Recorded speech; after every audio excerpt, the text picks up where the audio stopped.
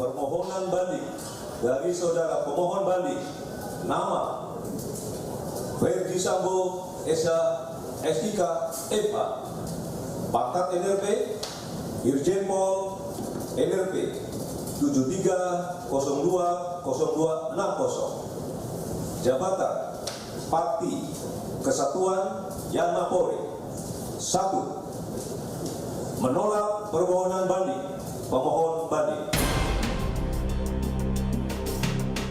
Tamat sudah karir Ferdi Sambo di institusi Polri. Hal ini setelah Polri resmi menolak banding atas pemecatannya dari Polri buntut kasus pembunuhan Brigadir Yosua.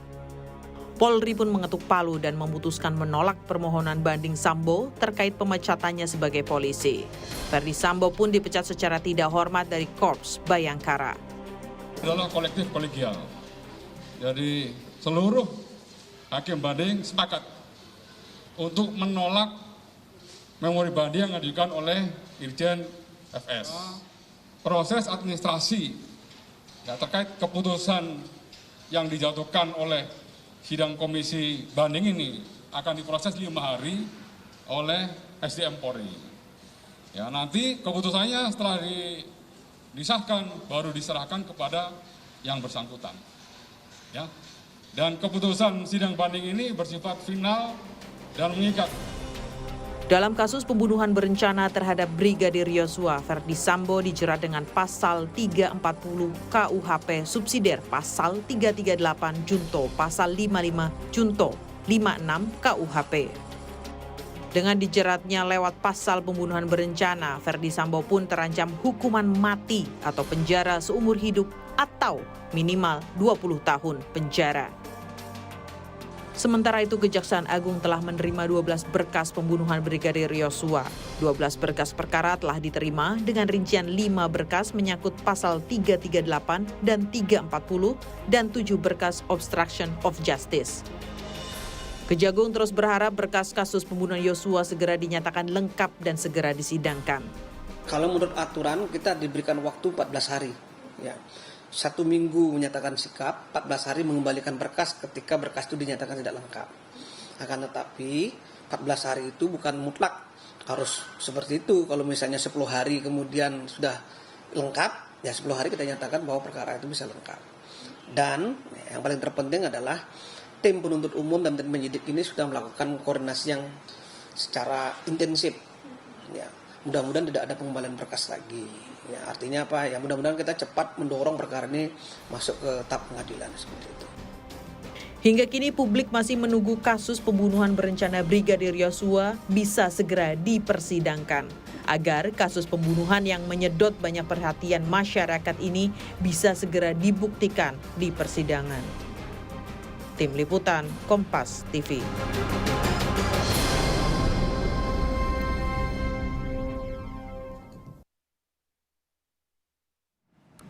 Setelah bandingnya resmi ditolak oleh Polri, karir Ferdi Sambo di Korps Bayangkara telah tamat. Sambo pun resmi dipecat dari Polri. Ferdi Sambo pun terjerat pasal pembunuhan berencana dan terancam hukuman mati atau penjara seumur hidup atau 20 tahun penjara. Nah, bagaimana langkah hukum dari sang pengacara keluarga Yosua? Kita akan bahas bersama sejumlah narasumber yang sudah bergabung secara daring. Ada anggota Kompolnas Pak Yusuf Warsim, kuasa hukum Brigadir atau keluarga dari Brigadir Yosua, Martin Lukasi Manjuntak, dan pengamat hukum pidana yang sekaligus mantan hakim, Kang Asep Iwan Iriawan. Selamat pagi, Kang Asep, Bang Martin. Pagi semuanya. Selamat pagi. Terima kasih sudah hadir bersama kami online pada pagi hari ini. Saya ingin tahu tanggapan dari keluarga Bang Martin, terutama setelah mendengar berita bahwa banding yang diajukan oleh Ferdi Sambo ini ditolak. Walaupun sebenarnya mungkin tidak mengejutkan, tapi tentu ini merupakan salah satu putusan yang juga berpengaruh kepada keluarga terkait dengan kematian dari Brigadir Yosua. Bang Martin. Ya, Bung Timothy. Dari awal ya, memang setelah adanya putusan pada sidang etik pertama dan juga sesuai dengan kebutuhan polisian saat ini ya, terkait citra Polri yang sudah tinggal hanya 50 sekian persen akibat oleh perbuatan obstruction of justice, lalu perbuatan-perbuatan yang tidak terpuji ya yang dilakukan oleh Sambo and the Gang ini, memang konsekuensinya yang harus dilakukan adalah melakukan pemberhentian dengan tidak hormat kepada para perwira-perwira tinggi yang dianggap sangat penting ya untuk mempertanggungjawabkan perbuatannya. Nah, kalau kita berbicara terhadap kebiasaan-kebiasaan umum juga terhadap kepolisian, tidak pernah lupa saya sampaikan bahwa kalau ada anggota ataupun perwira bermasalah, biasanya itu kalau permasalahan pidananya diselesaikan dulu, baru sidang etik. Nah, ini terobosan dari kepolisian dalam kasus Sambo memang adalah solusi yang paling tepat. Itu adalah melakukan sidang etik dulu. Jadi pecatin dulu semua yang terlibat agar masyarakat percaya bahwa ya kepolisian serius menangani permasalahan ini. Saya tidak bilang bahwa ini yang pertama, enggak. Ada pasti kasus-kasus yang sebelumnya, tapi secara masif polisi melakukan sidang etik sekian banyak ya sebelum ada putusan hukum pidana gitu ya. Saya pikir ini terobosan baru gitu untuk whole package gitu untuk seluruh orang yang terlibat. Oleh karena itu kita dukung, kita apresiasi ya. Karena memang orang-orang seperti ini itu tidak boleh menjabat pejabat yang kewenangannya besar gitu ya Mas ya. Jadi menyambut baik, apakah karena juga merasa bahwa ini akan mempengaruhi dalam sidang pidananya nanti? Kami menyambut baik. Nah, kalau untuk mempengaruhi, kita kan tahu ya harta dan tahta. Tahtanya sudah hilang nih. Tapi Mas Timothy perlu tahu juga bahwa ya dengan hilangnya tahta atau jabatan itu tidak serta-merta menghilangkan koneksi. Ya, kita nggak tahu di belakang layar apakah koneksi ataupun relasi dari Ferdy Sambo ini masih senantiasa membantu dia atau tidak. Nah itulah nanti yang kita lihat di persidangan. Tapi yang pasti kami akan tetap terus bersuara. Nah yang kedua, mengenai keuangan, saya yakin Ferdy Sambo ini memiliki uang yang sangat banyak. Ya, di mana pada kesempatan-kesempatan sebelumnya kita pernah membahas bagaimana istrinya bisa mentransfer uang sekian ratus juta hanya untuk 2 dapur di Magelang dan di Jakarta. Itu yang baru ketahuan, Bung Timothy. Ya. Belum yang nggak ketahuan. Jadi Padahal ini secara normatif kan gaji Ferdy Sambo itu hanya 30 jutaan. Dari mana dia dapat? Ada yang bilang ke saya, ya dia kan bisa aja punya bisnis. Coba kasih tahu ke saya yang ada peraturan yang memperbolehkan bahwa ya pejabat kepolisian itu boleh berbisnis. Kalau pejabat kepolisian boleh berbisnis, hancur negara kita. Jadi Karena akan mengeksploitasi kewenangan dan jabatan mereka. Gitu bisnisnya gitu ya. Betul.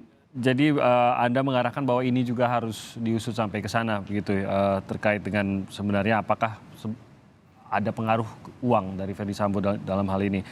Saya ke Pak Yusuf. Pasti ada, Bung Timothy. Orang ajudannya aja mau disogok kok ber-MM itu. Iya, iya. Pak Yusuf, tadi dibawa nama ajudan dan juga mengenai kepolisian. Ini tentu sudah mempengaruhi bagaimana opini masyarakat. Ini juga terbukti dalam sejumlah survei terhadap kepolisian gitu. Dan bukan hanya karena Ferdy Sambo melakukan atau yang kita ketahui saat ini adalah merencanakan dan mengeksekusi rencananya ini seluruhnya, tapi karena berhasil melibatkan banyak anggota kepolisian juga. Saya bisa bilang banyak karena sebenarnya 1-2 pun sudah berlebihan begitu. Tapi ini ada puluhan yang terlibat. Beberapa diantaranya anak buah dari Ferdy Sambo ini atau mantan anak buah Ferdy Sambo ini sedang melalui proses hukum. Beberapa melalui sidang kode etik juga. Beberapa sedang banding juga dalam sidang kode etiknya. Bagaimana agar ini tetap adil, Pak Yusuf? Mengingat bahwa kalau Ferdy Sambo yang dipercaya menjadi dalangnya ini mungkin kita bisa langsung merasa bahwa ya hukuman terberat harus kepada Ferdy Sambo. Tapi peran dan apa yang dilakukan oleh tiap-tiap anak buah ini kan bisa berbeda-beda begitu. Ini juga harus adil, Pak Yusuf. Baik, terima kasih Bung Timothy. Pertama, kami dalam memantau proses pengusutan kematian Brigadir J yang itu dengan dugaan tindak pidana pembunuhan berencana dan adanya tindak pidana merintangi penyidikan itu telah berjalan on the track. Yang kedua, kita juga patut mengapresiasi putusan Komisi Kode Etik Banding kemarin, sebagaimana keyakinan kami PFS tidak memiliki satu pertimbangan etik dan hukum yang kuat untuk bisa meyakinkan majelis banding untuk bisa menerima, dan akhirnya putusannya kan menolak. Ya. Nah, yang ketiga terkait dengan peristiwa yang terjadi di Duren 38 Juli yang lalu ini kan dilakukan sebenarnya secara kode etik itu permufakatan pelanggaran. Permufakatannya itu dilakukan secara hierarkis, ada atasan dan ada bawahan.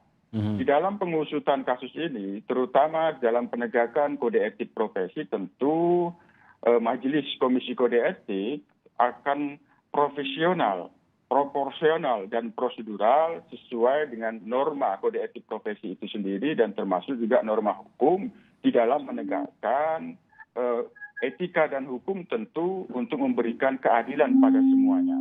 Kan nanti kan dilihat hanya klaster obstruction of justice ini yang merintangi penyidikan ini kan masuk dalam kategori pelanggaran kode etik berat. Karena itu merupakan satu perbuatan permufakatan pelanggaran yang itu merintangi penyidikan, yang itu telah mendapatkan perhatian publik yang cukup luas, telah mendowngrade-kan, telah menjatuhkan kredibilitas dan reputasi institusi. Jadi tentu ini institusi Polri harus menyelamatkan institusinya secara tegas, bermartabat dan terhormat berdasarkan norma etika dan hukum. Tentu ini nanti kan pasti sikap tegasnya itu didasarkan kepada norma etika bahwa ini pelanggaran kode etik berat, tidak terbebas daripada sanksi administrasinya itu PTDH. Namun demikian, bagi yang lain tentu kan ada kelompok-kelompoknya. Barangkali yang sekedar membuka pintu, menjalankan perintah yang itu tidak kaitannya dengan merintangi penyidikan, tentu nanti itu akan dilihat. Semuanya itu kan Mas Timothy akan disesuaikan dengan bagaimana fakta dan pasal-pasal yang disangkakan di dalam sidang Komisi Kode Etik itu. Kalau itu terkait dengan pasal yang itu masuk kategori pelanggaran ringan dan sedang, tentu itu akan terbebas dari sanksi administrasi PTDH. Mereka beberapa waktu kemarin ada yang diberikan sanksi demosi, sanksi untuk mengajukan permohonan maaf, seperti itu, Bung Timothy. Oke, jadi memang nanti akan dilihat satu persatu mengenai kasus-kasusnya. Tapi tidak, menurut Anda wajarkah kalau nanti akan ada hukuman yang berat juga kepada anak buahnya, seperti yang diterima oleh Ferdy Sambo? Ya, sekali lagi bahwa bagaimana sanksi yang akan diberikan kembali itu didasarkan kepada fakta dan pasal yang dituntutkan kepadanya. Kalau itu masuk kategori sebagaimana yang telah diatur di dalam Kode Etik Profesi Perpol nomor 7 tahun 2022, ada ringan, ada sedang, ada berat. Kalau itu masuk dalam kategori berat, itu tidak terbebas kami yakin dari sanksi administrasi PTDH. Tapi kalau itu kategorinya sedang, ringan, mereka itu masih mendapatkan kesempatan untuk selanjutnya terbebas dari pelaksanaan sanksi yang telah diberikan kepada mereka. Mereka sudah menjalani, apakah itu demosi, apakah itu mengajukan permohonan maaf kepada institusi secara terbuka. Tentu mereka masih punya kesempatan menjadi anggota kepolisian negara Republik Indonesia. Semuanya itu akan dilihat bagaimana fakta dan pasal yang akan disangkakan kepada mereka, apakah ringan, sedang, atau berat, Bung Timothy. Oke, baik. Saya tanya sedikit, Bung Timothy. Silakan, Bang Martin. Ya, makasih Bung Timothy. Mas Yusuf, saya mau nanya, mengapa kok sidang etik ini tidak bisa dipublikasikan secara terbuka ya? Karena kan gini, tadi saya setuju bahwa memang orang-orang yang kesalahannya minim ya, minor, itu memang jangan di PTDH. Tapi maksudnya gini, kalau dibuka kepada publik, kan stakeholder atau pemegang kepentingan ya, seperti LSM, lalu kami dari kuasa hukum, lalu civil society juga, itu kan bisa memantau apakah memang benar pelanggarannya ringan.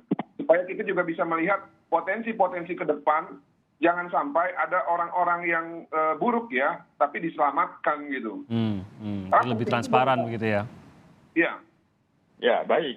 Jadi terkait bagaimana sidang Komisi Kode Etik itu apakah tertutup atau terbuka, itu sepenuhnya sesuai dengan Perpol nomor 7 tahun 2022 tentang Kode Etik Profesi dan Komisi Kode Etik Profesi itu ada pada kewenangan ketua, wakil ketua, dan anggota majelis sidang Komisi Kode Etik. Di dalam Perpol itu memang ada normanya sidang dapat dinyatakan tertutup atau terbuka. Hanya tentu kewenangannya sekali lagi ada pada majelis. Sama halnya nanti bisa dijelaskan oleh Kang Asep, bagaimana juga peradilan umum kan bisa terbuka dan bisa tertutup. Nah, kalau itu terkait dengan sesuatu hal yang privat atau terkait dengan anak, itu ada permintaan untuk tertutup, dinyatakan tertutup. Kompolnas sebelumnya, kami sebagai pengawas tentu karena ini menjadi perhatian publik, telah pernah memberikan saran untuk bisa dilakukan terbuka. Nah, dalam sidang Komisi Kode Etik FS kan ada terbuka, ada tertutupnya, campuran. Walaupun demikian, nanti kami dalam pantauan barangkali juga bisa memberikan saran melalui Kadif Humas, setidaknya pasal-pasal yang disangkakan kepada mereka semuanya itu apakah masuk ringan, sedang, dan berat, tentu itu bisa dijadikan informasi publik ketika sudah diputus. Jadi kita mulai lagi Pak. Sebenarnya yang paling penting itu bukan pasalnya Mas Yusuf, tapi fakta-fakta yang terjadi apa. Jadi supaya kita menilai bahwa pelanggaran ini benar-benar ringan gitu ya. Jadi perannya benar-benar kelihatan gitu Bang Martin, dan masyarakat memahami juga apakah perannya itu ringan atau justru berat begitu. Jadi gini loh, ini kan yang salah polisi, yang ngadilin polisi. Nah, masyarakat itu supaya yakin dan percaya dengan produk putusan ini, maka berilah transparansi supaya hasilnya itu nanti bisa diterima oleh. Keinginannya seperti itu. Ya. Baik, Pak Yusuf, apakah keputusan dari yang memimpin sidang itu sendiri bisa diubah oleh pihak lain, mungkin kuasa di atasnya untuk menentukan bahwa sidang terbuka saja, atau bagaimana Pak Yusuf? Sekali lagi bahwa karena normanya seperti itu, tentu juga pimpinan tertinggi yang membentuk atau pejabat yang berwenang membentuk Komisi Kode Etik Profesi itu bisa memberikan arahan. Tapi sekali lagi karena normanya bahwa sidang tertutup atau terbuka itu ada pada kewenangan ketua, wakil ketua, dan anggota Majelis Sidang Komisi Kode Etik, tentu itu harus kita hormati. Harus kita hormati gitu. Kita tidak bisa mengintervensi sidang itu. Namun soal informasi publik terkait dengan bagaimana kesalahan mereka, sekali lagi tentu kan penuntut umum di dalam menuntutkan pasalnya kan harus unsur pasal itu terpenuhi. Pemenuhan unsur pasal yang dituntutkan atau yang disangkakan kepada terduga pelanggar itu kan tentu berdasarkan fakta-fakta. Apakah itu bukti keterangan saksi, ahli, atau bukti dalam surat, petunjuk, itu yang akan menjelaskan fakta-faktanya. Namun tentu apa yang dimaksud oleh Bung Martin, kami kira nanti dicatat oleh Polri, bagaimana nanti diumumkan putusan itu terkait dengan yang paling umum, ini ringan, sedang, atau berat, nanti bisa dicatat. Itu hal yang disebut Bang Martin tadi, mungkin itu bisa justru membantu mengembalikan kepercayaan tersebut dengan menjadi lebih transparan gitu ya Pak Martin ya. Saya ingin tahu dari Kang Asep juga, karena Kang Asep ini yang dulu juga ikut menentukan sebuah sidang terbuka atau tertutup, tapi mungkin lebih jelas ya Kang Asep kalau misalkan sidang asusila tertutup, melibatkan korban anak-anak tertutup, tapi dalam hal ini bukan sesuatu yang lebih terasa apakah perlu tertutup terbuka, tapi lebih hanya keputusan dari yang menjalankan sidang, atau bagaimana sebenarnya Kang Asep kepentingan ini? Mungkin Anda melihatnya. Ya, gini Mas Denny ya. Jadi ini ada dua rezim, yaitu rezim etik dan rezim hukum. Kalau rezim etik itu tunggu kepada kode etik profesinya masing-masing. Ketika kode etik profesinya masing-masing telah diundangkan bentuk undang-undang atau peraturan di bawahnya termasuk peraturan Polri, dikenal ajas ya, presumption juris de jure. Artinya setelah itu diundangkan berlakulah di internal masing-masing. Masing-masing profesi, misalkan hakim dengan KY itu ada kode etiknya, kepolisian punya, kejaksaan punya, penasihat hukum punya. Nah itu diatur masing-masing oleh peraturan internal masing-masing. Yang ngatur kode etiknya masing-masing. Harus tunduk pada aturan itu sendiri. Kalau rezim hukumnya pasti aturannya adalah undang-undang. Orang tidak boleh dihukum kalau nggak ada undang-undangnya.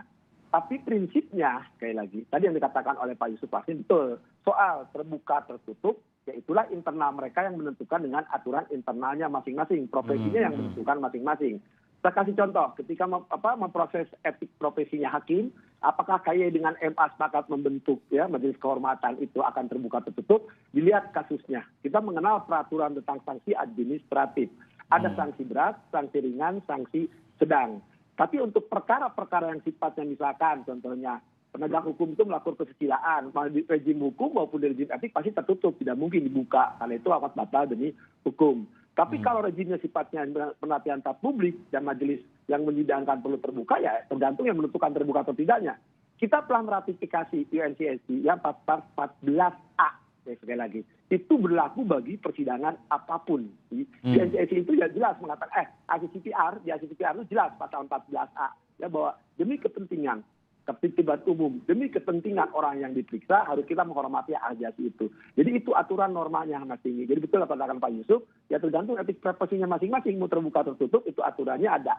Hukum mengenal norma, ada exception-nya tadi, kekecualian kalau dihukum kan sidang anak dan kesusilaan. Kalau di perdata kan sidang perceraian, itu tidak boleh karena itu menyangkut hak yang sifat pribadi. Tapi sekali lagi, ada yang harus bersama-sama, putusannya harus diucapkan yang terbuka untuk umum. Di putusan itu kan terungkap fakta-fakta, pertimbangan maupun amarnya, gitu. Baik etik maupun yuridis itu walaupun sidangnya tertutup, tapi putusannya harus terbuka. Itu ACCPR secara ratifikasi maupun di peraturan perundang-undangan tentang saksi administrasi juga sama itu. Dan harus mungkin ini ya Kang Asep yang harus diingat juga bahwa sidang utamanya itu adalah sidang pidana begitu ya, bukan di sidang kode etik ini, sehingga tertutup pun sidang kode etik perdana itu bisa sama sekali keputusannya berbeda begitu ya Kang Asep. Hati-hati Mas ini. Ya bisa-bisa di etik dijatuhkan dia melanggar etik, pidana juga bisa melanggar pidana. Mungkin juga pidananya bebas, etiknya terbukti gitu kan, karena rezimnya berbeda. Saya kasih contoh yang paling gampang. Sekarang misalnya rame itu TPKS di Permendikbud itu kan, dia melanggar Permendikbud, kena sanksi administrasi. Tapi secara pidananya mungkin dia tidak terbukti perkosaannya atau cabulnya. Tapi yang kita berharap sekarang ya etisnya terbukti, pidananya terbukti. Tapi biasanya telat. Kalau di etisnya terbukti, ya boleh dikatakan pidananya kena gitu. Cuman ada hal tertentu yang sifatnya pribadi ya, itu dua-duanya ada yang tidak, ada yang sama, ada yang beriringan, ada yang beririsan, ada yang bertentangan malah. Jadi justru harus memanage ekspektasinya begitu ya. Bersalah di kode etik tetap ada, walaupun tadi dikatakan Kang Asep biasanya tidak, tapi tetap ada ruang pidananya justru jangan-jangan tidak terbukti gitu. Nah ini harus di manage ekspektasi juga. Kita akan bahas lebih jauh lagi, terutama terkait dengan bagaimana melihat peran dari mereka yang membantu Ferdy Sambo. Nanti kita akan dalami lebih jauh lagi usai jeda berikut ini.